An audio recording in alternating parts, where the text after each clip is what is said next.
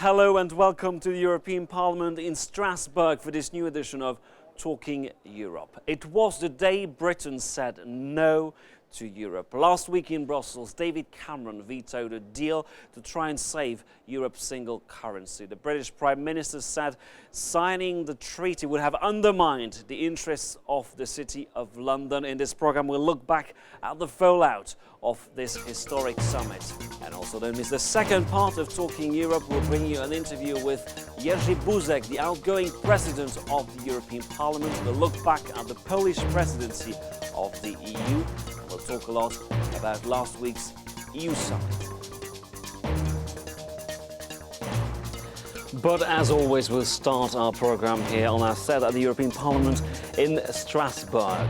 The whole drama took place last week in Brussels after a marathon all-night session. European leaders came up with a deal to try and save the euro. The new treaty will hold Eurozone members to strict budgetary rules, including automatic sanctions. But tensions have intensified between Britain and France after Nicolas Sarkozy reportedly accused Cameron of behaving like an obstinate kid when he wielded the British veto. Where does all this leave us? What future for the EU and for Britain in the EU? Well, let me first introduce you to my two guests here on this set, starting to my right with Geoffrey Van Orden.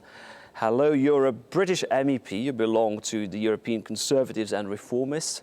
At home, you belong to the Conservatives. That's the very party of the British Prime Minister. Now, also with us on this set, Niccolò Rinaldi from Italy.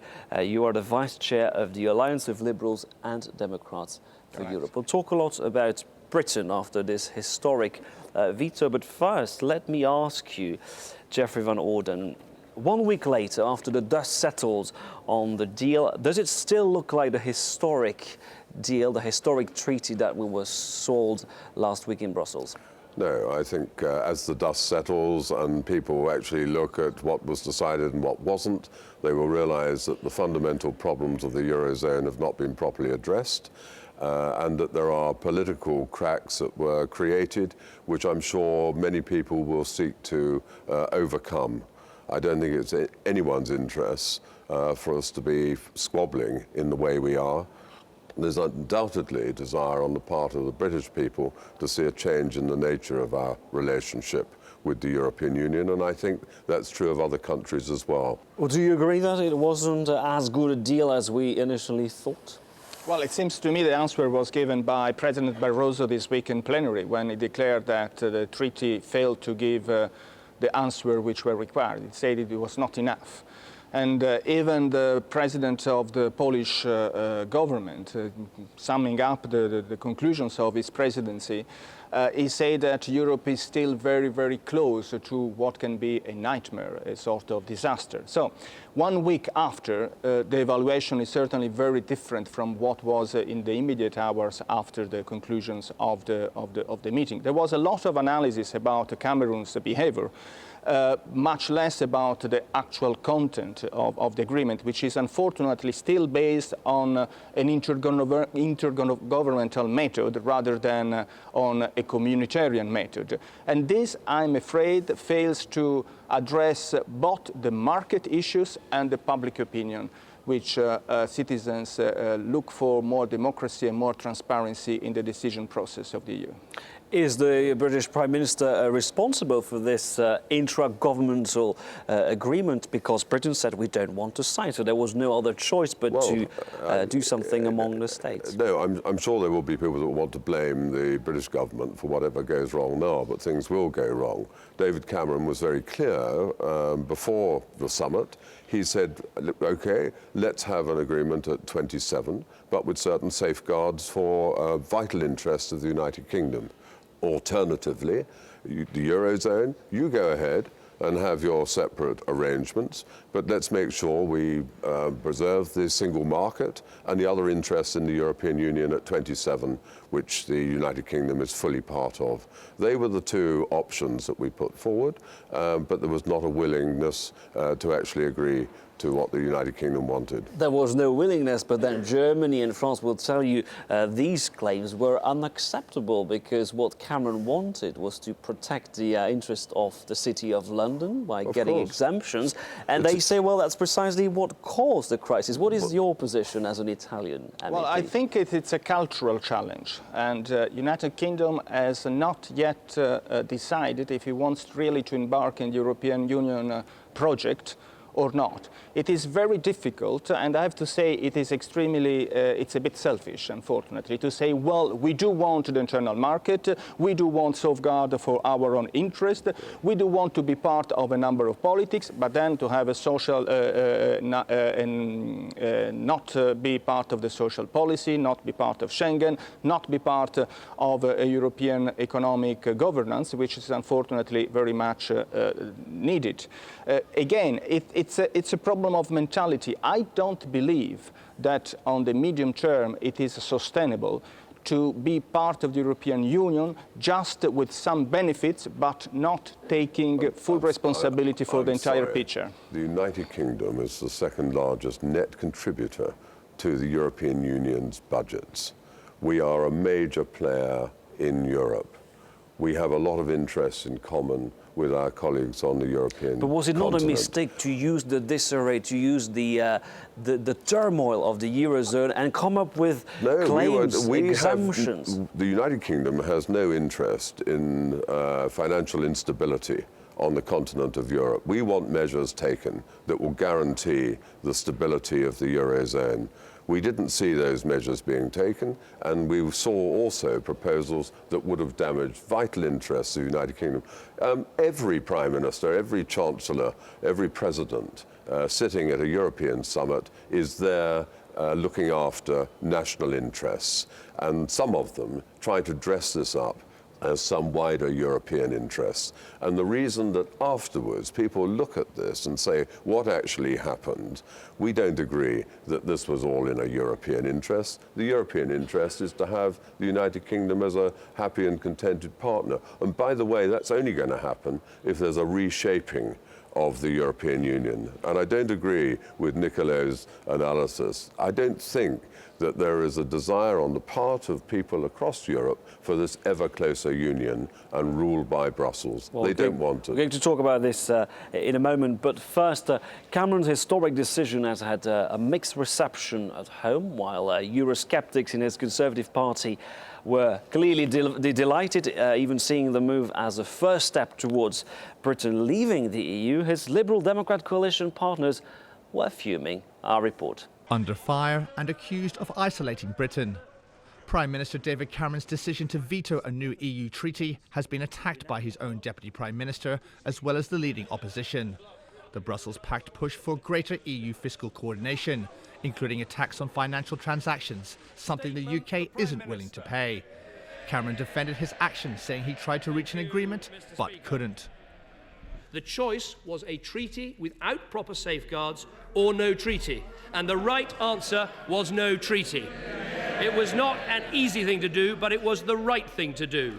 As a result, Eurozone countries and others are now making separate arrangements for the fiscal integration they need to solve the problems in the Eurozone. While Deputy Prime Minister and coalition partner Nick Clegg was notably absent from the House of Commons, opposition leader Ed Miliband chastised Cameron's decision.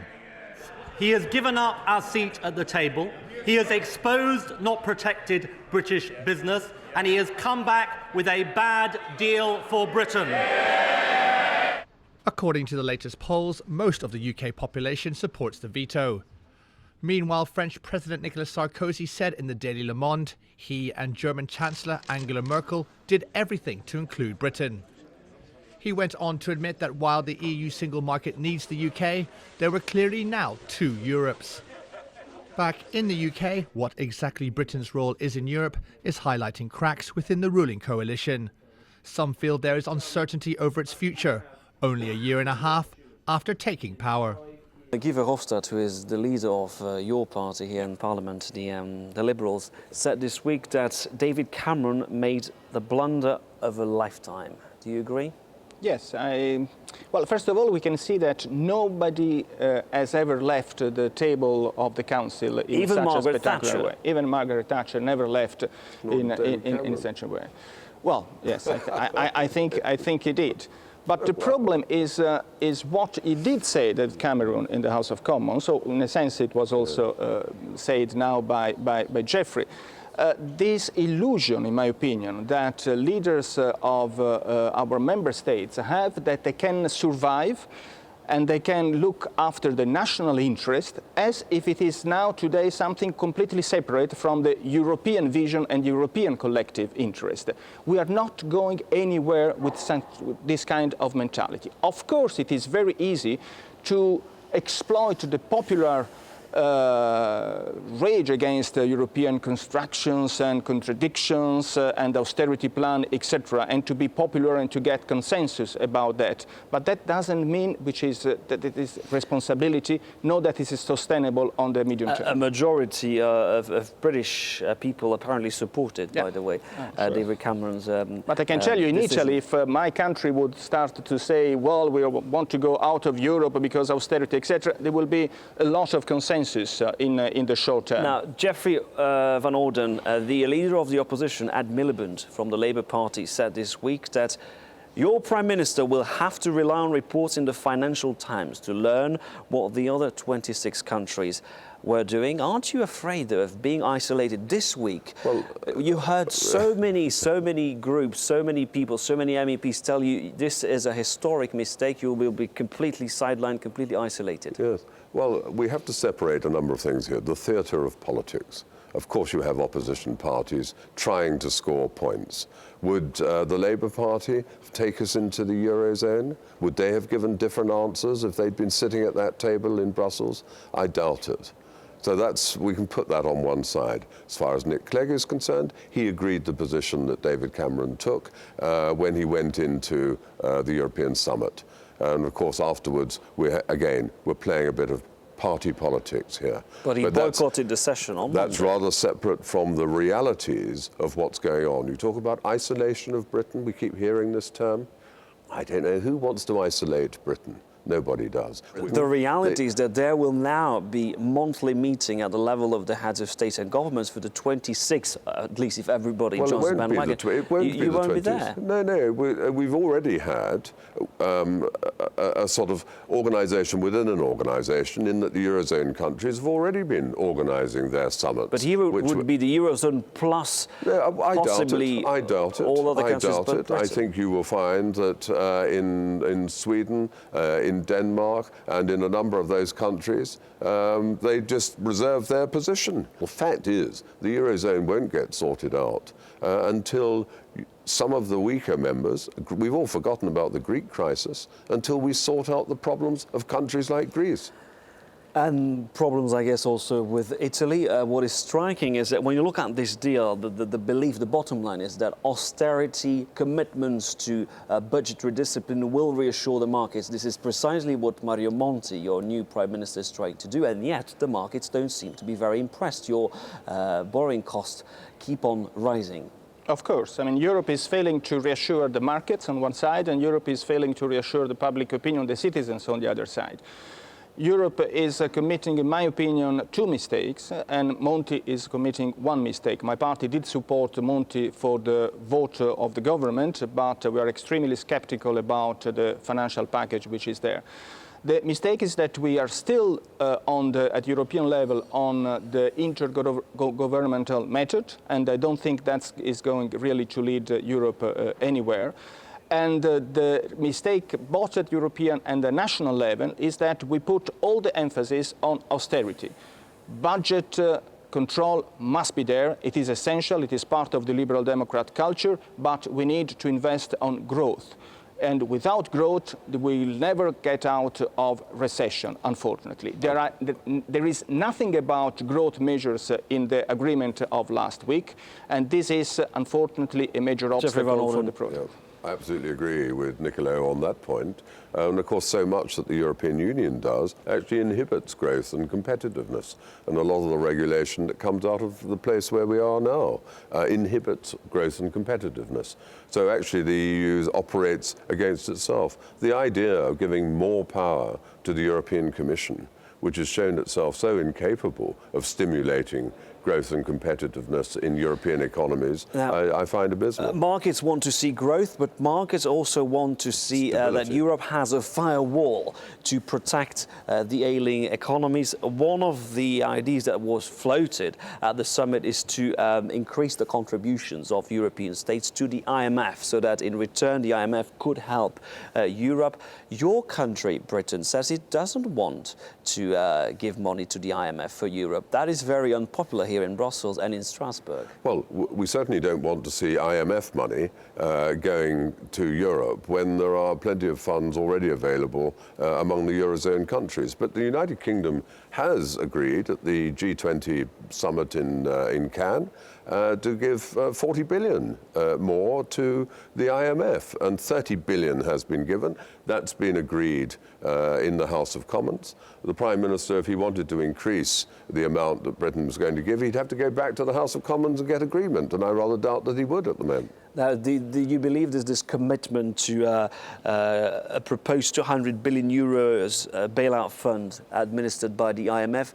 Do you believe that we will manage to gather 200 billion? As far as we know, Germany would be ready to put 45 billion, but that leaves a lot of money, of course. What about Italy? Well, I think the first thing we should do is not to rely on the International Monetary Fund. We should be able, as Europeans, to establish a European Monetary Fund and to be self-sufficient with that regard. It is also the position that Guy Verhofstadt has explained a few times here in the European Parliament. We can find resources. Resources are there. There is a proposal to have a financial transaction tax, so to try to have also our own resources at the European level. I think this is the kind of answer that markets require. Nicola Rinaldi and Geoffrey Van Orden, that's all we've got time for, I'm afraid. But thank you very much for taking part in the first part of Talking Europe. Now, please stay with us. We'll return after the news break. We'll bring you a close-up interview with the President of the European Parliament, Jerzy Buzek, a Polish national. He will tell us more about the results of the Polish presidency of the EU. We'll also look back at the historic summit which took place in Brussels last week.